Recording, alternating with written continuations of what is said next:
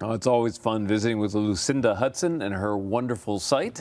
And speaking of outdoor spaces that are really inviting and draw you in, like Lucinda's, we're going to be talking about she sheds now. We're joined by Erika Kotite, who is the author of a wonderful book celebrating what it's becoming a phenomenon of creating these wonderful backyard escapes or retreat centers almost for people. And where did this idea of a book on she sheds come from? Well, it seemed to be in the air, and the publisher I worked with, they've done some things on sheds. I had a background at a shelter magazine, and we'd talk a lot about backyard sanctuaries and private getaways, but the term she shed sort of came up in the last few years, and they paid attention to it, and they talked to me and said, "Is this a thing? Should we do a book?" And I said, "Sure." I think there's a lot of material. You know, you have thousands and thousands of these beautiful she sheds on Pinterest and in social media, and now you have a physical place where you've gathered them all. So. Right, that's cool. Well, you know, there's this whole phenomenon around the country right now of tiny homes and little backyard kind of sanctuaries, as you say. What do you think is driving that?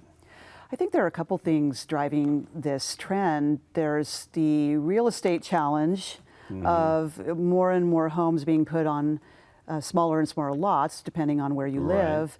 And there's a real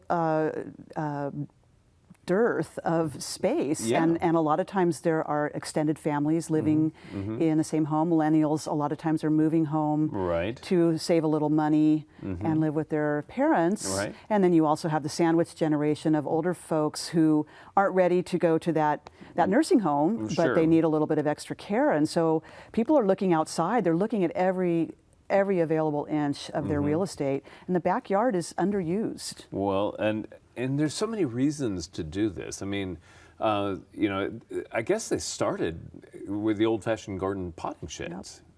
Absolutely, they did.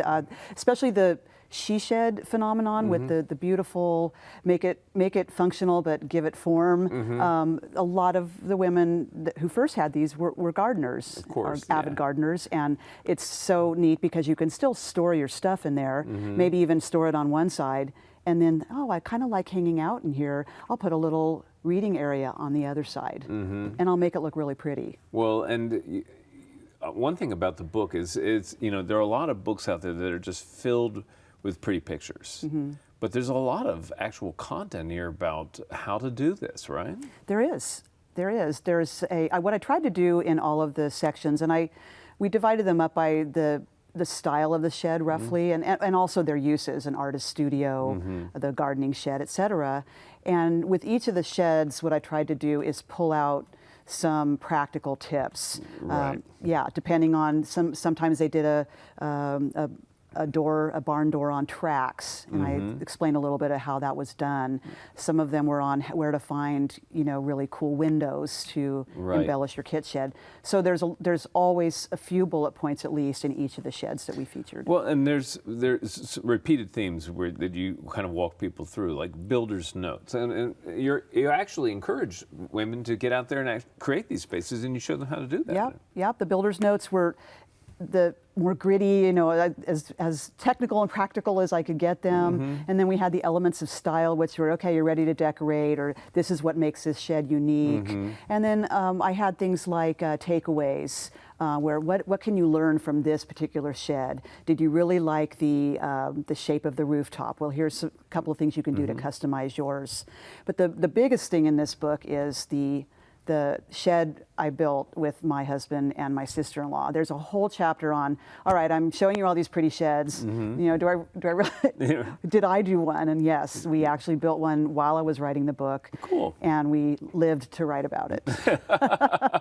Well, it's living through those projects at home can often be a trial, but beautiful end results in the book. Now, I want to deep dive in some of these sections that we just kind of talked about. For example, like the elements of style. Walk us through some of the different kinds of styles and maybe some of your favorites from the book. Absolutely.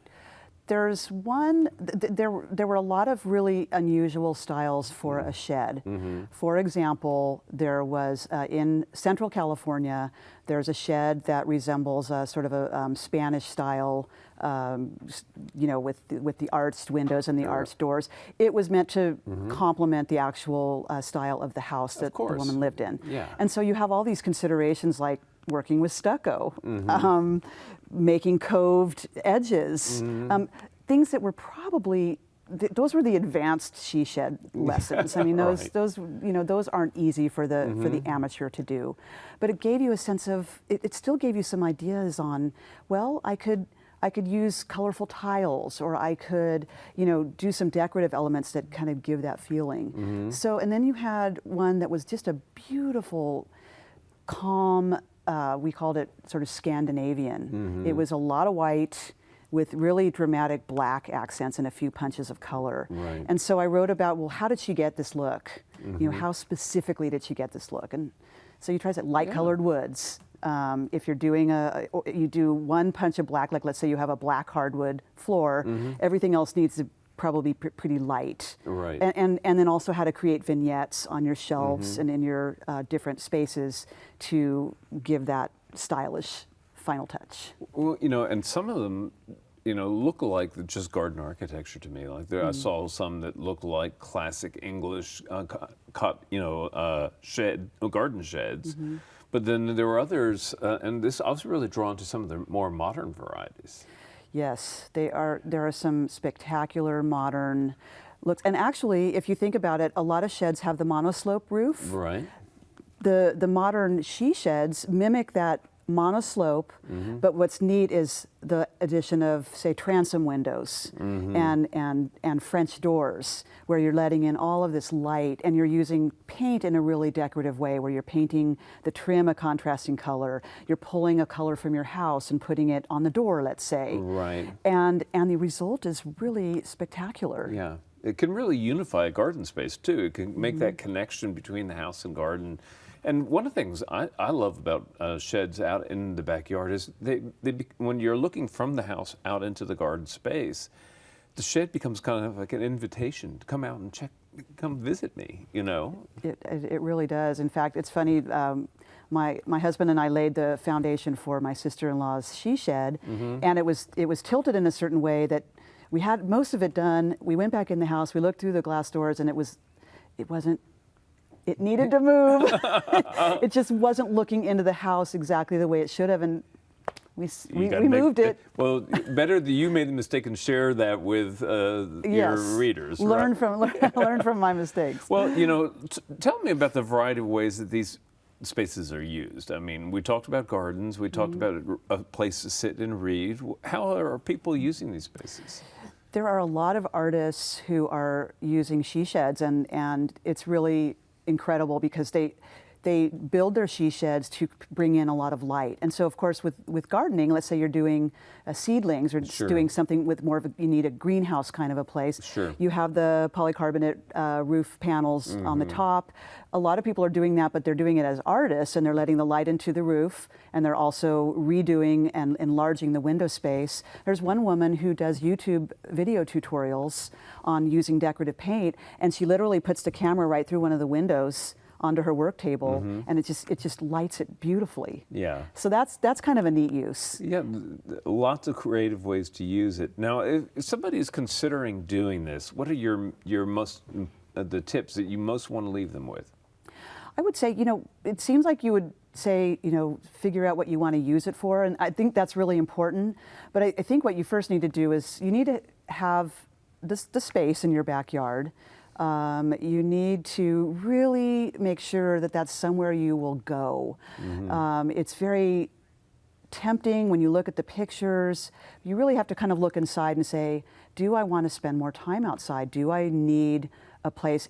am I tapped out in my house? There are actually some people that say, no, my house is fine, I'm good. And then there are others who just know, if I don't find a space for myself, I'm just going to explode.